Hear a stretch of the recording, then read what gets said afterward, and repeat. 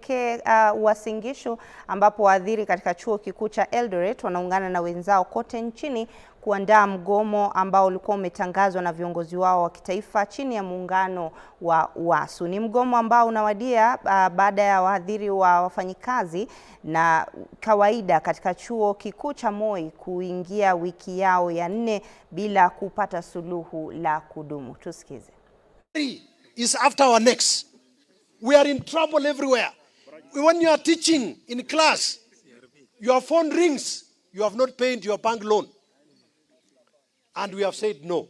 So I want to invite my colleague to still speak to you. Solidarity! Kama mbaya! Kama mbaya! Sisi, we want to redeem our universities. We want to make the universities great again. We want to serve our clients. Hatuwezi kubali tutumie models. Ni kama tunakopeshwa. Ni kama meter rate. Ni kama kipimo. Now that we are receiving less money because the capitation is entitled for the 3rd year and the 4th year. What happens when the 4th year are gone? It will remain now with half of that figure. And then after the 3rd year have left the university. What will happen again? Then the capitation will be no more. Now, sio ni kipimo jameni? Isn't that kipimo? Yes. So, are we working as for wages or salaries? Now, we want to redeem these universities. We want to say the dons and the staff unions have to be respected.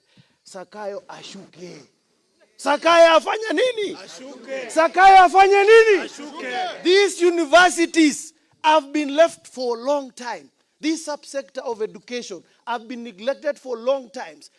Other unions like NAT, they are being paid direct from the treasury. Sisi tunapimiwa kidogo. Pima rate, hatutakubali tena, and we are taking this to the next level. Students who are now banded, regardless of their status, wamepewa band 5. Wengine hata they cannot have the dignity. Even today they are colleagues because they are classified as needy and poor. In short, needy is poor. So what we want to tell the university managements, don't go and please the State House. Just come and present the real things on the table. So as we embark on this, we wish to say, hakuna kazi mpaka tulipwe. Iko ama hakuna? Kama mbaya? Hebu tuambie kama mbaya? Sisi kama University of Eldoret, we have not signed the local CBA. 2013 up to now, 3 cycles until now. And because of the animal called SRC tutoe hii kitu. Sijui tutafanya referendum ama tufanya aje because we are suffering. Yes. The president should hear this. SRC is doing a disservice to this nation. Yes. They are bringing obstacles to this nation. So as it stands, sisi tutakuwa nje. We are very sorry to our students, our clients. Because now, you know, when the allocation of students, if a university gets less allocation, it means we will be backing their salaries on those allocations. Now, what wasipopata? What will we do? Are we going to be jobless? Now, people has to be taken seriously. As KUSU, I want to announce today that through the Secretary General, we have been given the mandate to start our strike officially today, midnight. And it will go on. It will burn. Kama IG mwenyewe hawezi kubali kutii sheria ya kotini, hata sisi hatutakubali. Ama IG mwenyewe walete court orders, walete warrant of arrest, we will not relent. We will be here until pesa yetu iwekwe kwa account. Thank you and may God bless you. My name is Robinson, Branch Secretary KUSU. Thank you.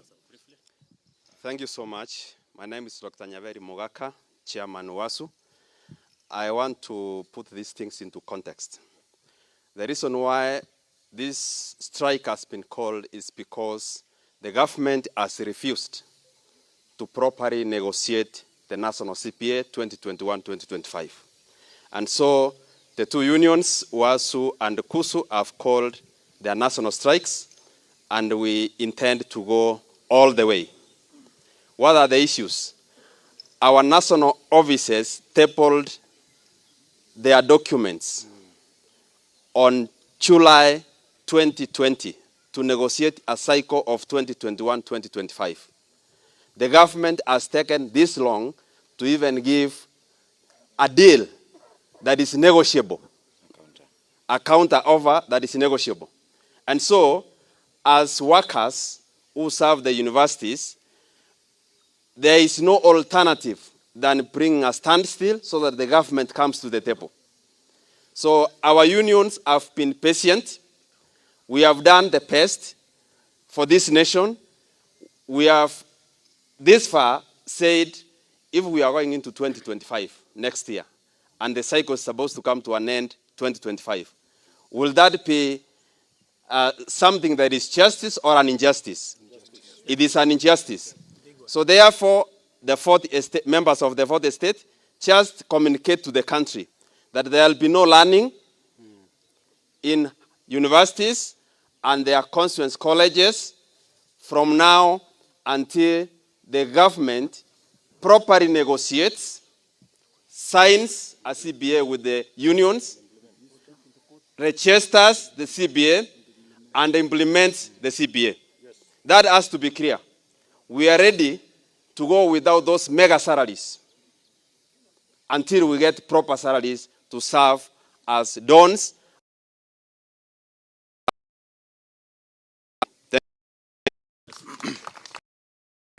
Thank you.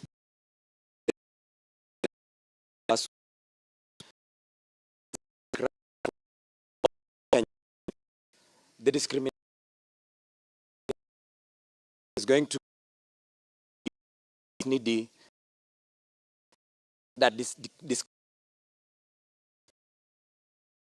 no discriminate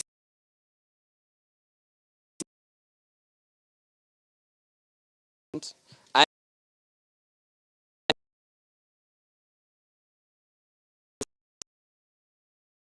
like, do we have to go the long way? Only becomes responsible and ensures that we negotiate the cycles at the right time.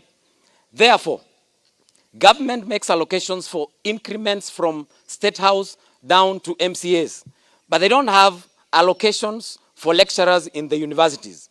Is it a must that in this country you must have tyranny of numbers for you to be considered? No. That is discrimination that we are not accepting.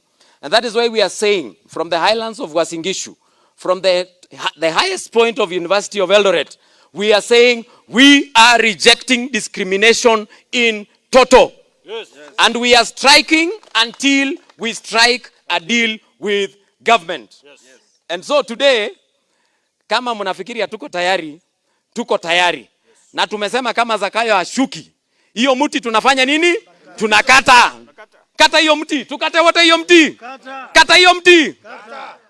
This deal has to be achieved. Discrimination has to end, and if they imagine that they want to make universities an Adani appendage, we are saying no to Adani University College. Yes. We will remain public universities of the Republic of Kenya. Yes. We cannot be siloed, we cannot be ransomed, but we will remain a sovereign state, and universities will remain public entities to serve all these citizens with dignity. Thank you. Thank you. And would like to tell the Vice Chancellors, you have said the funding model is working.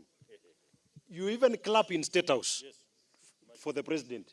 So when you have said the funding model is working, give us our money. Because you have said it is working. So give us the money. So I think we have said enough is enough. And from now, we shall be here until something is signed, something is in the account. Thank you.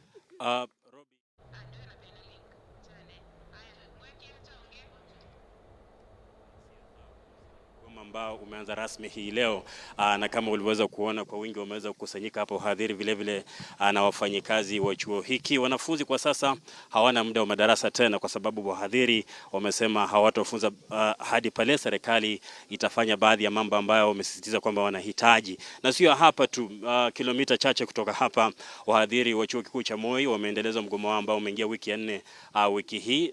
Kubwa zaidi likisubiriwa kuona ni lipi serikali itakuwa ikifanya kuleta suluhu ya mgomo huu baada ya misururu ya migomo inayokumba sekta tofauti hapa nchini katika siku za hivi karibuni. Letu sisi ni kuendelea kufuatilia swala hili kuona ni upi utakuwa mustakabali wa masomo hapa nchini wahadhiri na wafanyikazi wa vyuo vikuu wanapoanza migomo yao hii leo. Studio.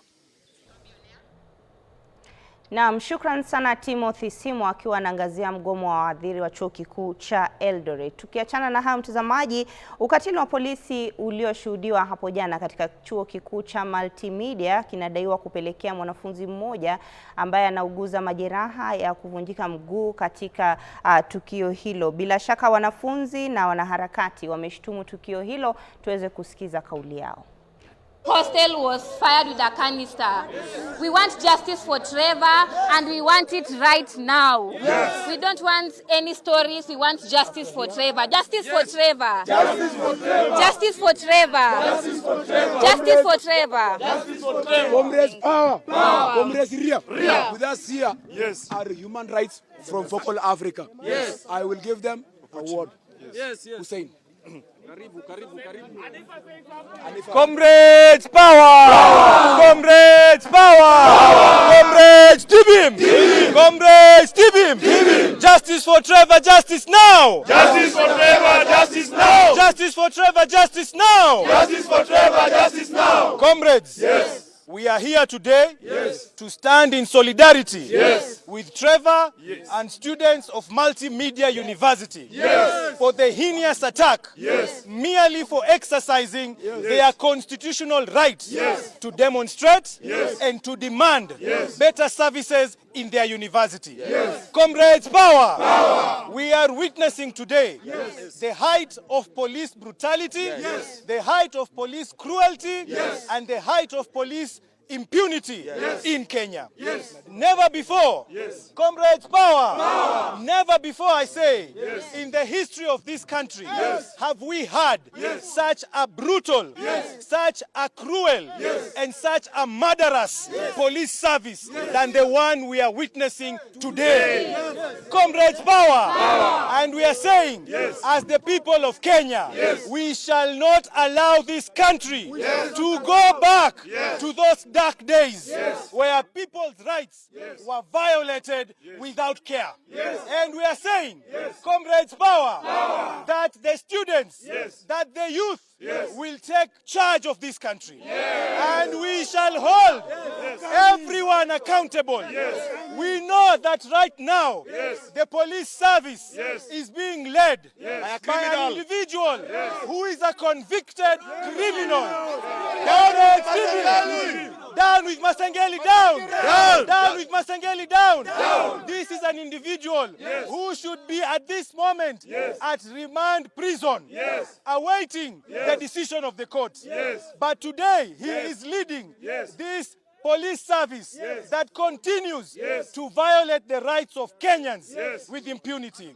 Trevor, comrades power, comrades power. Trevor had already surrendered to the police.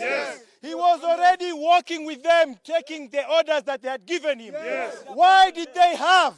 Why did they have, comrades? Why did they have to grow? Why? Why? An individual, comrades power, an individual who has surrendered to you. You then throw a tear gas canister at his head. What intentions did the police have if not to kill him? What they wanted is to kill him. Wanataka kutumaliza.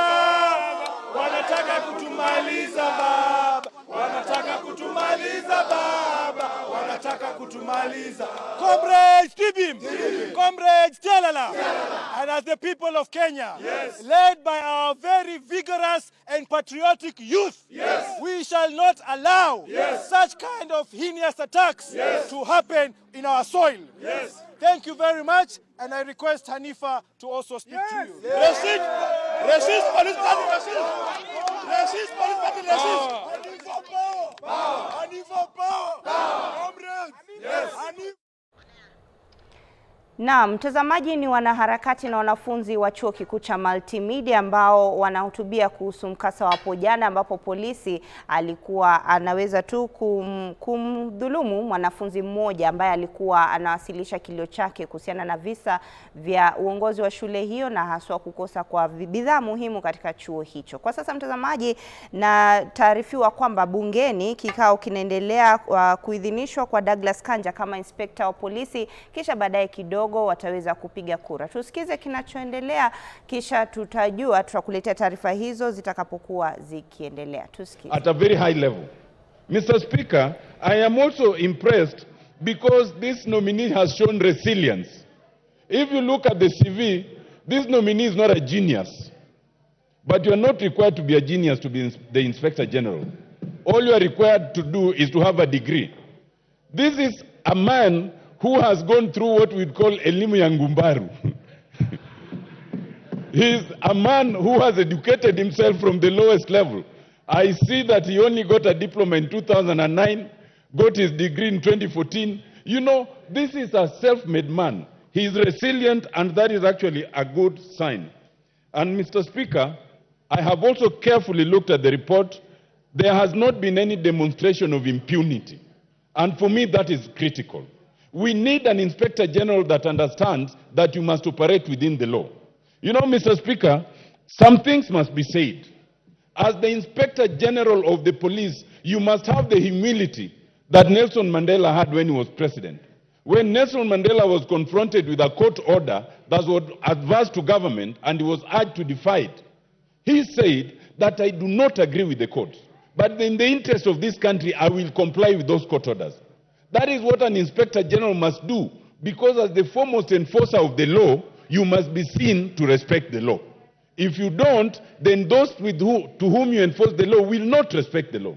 And I fault the acting Inspector General right now for showing impunity. When the courts require you to appear, all you need is appear. You don't need to defy and then issue a press conference explaining the functional and operational independence of the police service. There is no independence from the authority of the court. There is no independence from the authority of parliament. Your independence is within what is defined. When you are summoned by parliament, you must come. When you are summoned by the court, you must come. That kind of impunity is unacceptable. Indeed, Mr. Speaker, the acting Inspector General should know that he's working on thin ice. First of all, strictly speaking, there is no provision to appoint an acting Inspector General. And I dare the committee to consider this matter. Section 16 of the National Police Service Act allows the President to appoint an acting Inspector General in the event of temporary absence of the Inspector General, which means there must be an Inspector General who is absent. Where there is no Inspector General, you cannot appoint someone acting. So when you have been, by the generosity of happenstance, appointed an acting Inspector General, you cannot then demonstrate such absolute impunity. You should be humble, because that happenstance can be withdrawn anytime. Mr. Speaker, I want to support this appointment. I want to urge that as Mr. Kanja comes in as the IG, let him demonstrate why we changed the police from a force to a service. Let him demonstrate the ability and confidence on what President Ruto promised, that there will be no unexplained disappearances. Let us have an era where we do not have that kind of thing. Let us have an era where everybody respects the law, everybody is below the law, and everyone then is held accountable. Mr. Speaker, I support. Leader. Give me the mic. Thank you very much, Honorable Speaker. Honorable Speaker, I stand to support this report and also to support the appointment of one Douglas Kanja Keroche as the Inspector General of the Police. Honorable Speaker, Allow me to say this at the beginning. This country and the Constitution transformed the police from a force to a service. Douglas Kanja is a man who can provide service in the police force, in the police service. He's not that person that will turn it from service to force. We have a candidate, Honorable Speaker, that is a humble man, a man who respects both the mighty and the lowly. He is a man that is destined to ensure that human rights in this country are respected. I know Douglas Kanja. I worked with him when he was the county commander in Kilifi. He was the boss of the county. But he worked with even the lowest of people. And today, if Kanja steps in Kilifi, everybody respects him. Everybody says this is a man that lived his time here well. I am sure, even when he takes the seat at Vigilance House, people will be happy that we have that kind of an Inspector General. He has his job cut for him. And I think he's the best Inspector General we can have at this particular time, when the people who are there at Vigilance House are trying to turn back the clock of the gains that we have had at the police in this country. Issues of human rights, respect for law, are being clawed back by the people that we have right now at Vigilance House. I believe, and I very strongly do so, that one Douglas Kanja will take us to the time that Kenya should be. The president has been very clear. He doesn't want to see forced abductions. He doesn't want to see extrajudicial killings. He doesn't want to see impunity in the law. He doesn't want to see that. But you can see there are people who are letting him down. But I believe that one Douglas Kanja will stand with the principles that the president upholds and ensure that forced disappearances in this country do not recur. These things that our chairman here is every day being told to explain, where is so-and-so, where did he disappear to? We have this case of the MCA of Wajir, Mandera. This is a simple case, but you see the back and forth. We have these people who are, the current Inspector General has been asked to explain in court.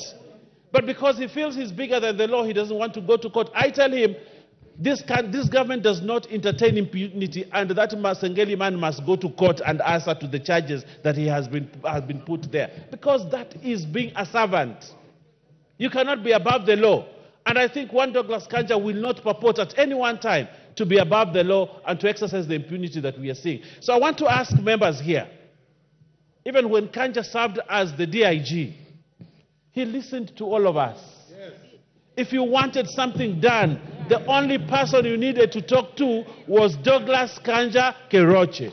You give him a call whatever time, he will pick it, and he will actually act on your request.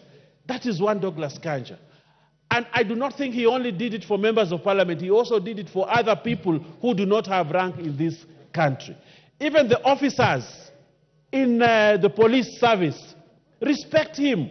We need an officer who can be respected by the officers that he serves with in the police service. And one Douglas Kanja will bring honor, he will bring trust, and he will also bring respect to the police force. He also has one job that he must do: get rid of the corruption at Vigilance House and in the police force and the police service. He has that job cut for him. And I believe very strongly so, Honorable Speaker, that Douglas Kanja will actually do the job.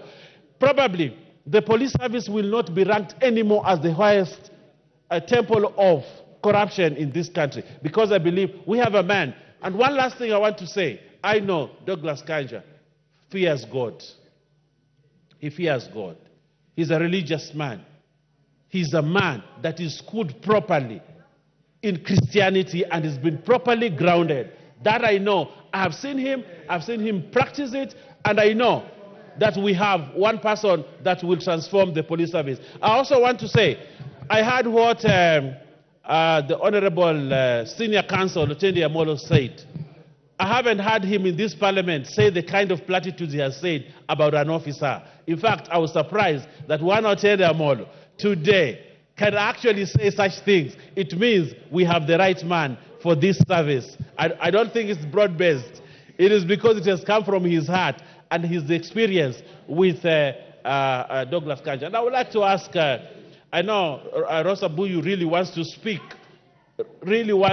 to speak on this, but I want to tell Rosa Buyu, we have a good man that we have to approve for this job. So I want to urge all members of parliament, let us come here in numbers, let's vote to vote the right man for the job, who will not perpetuate impunity, who will not do things that our Inspector General should not do. And we have one man, Douglas Kanja Karoche, for the job. I support and I request all other members to...